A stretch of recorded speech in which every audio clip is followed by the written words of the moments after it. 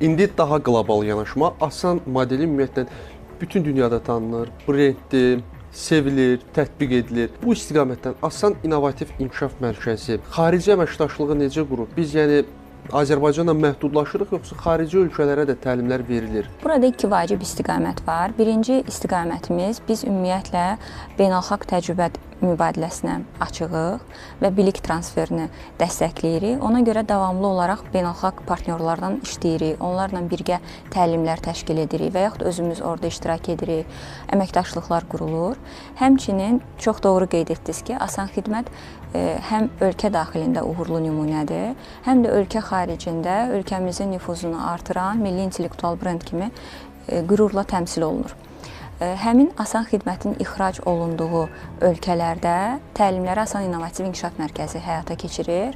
Ötən ilin elə dekabr ayında biz həm Özbəkistan nümayəndələri üçün, həm də Pakistan nümayəndələri üçün Asan modeli üzərində yumşaq bacarıqlar təlimlərini təşkil etdik. Onlardan da yaxşı geri dönüşlər almışıq və planlayırıq ki, video məzmunlar həm də ölkə xaricində olan ümumiyyətlə həmkarlarımız üçün nəzərdə tutulacaq.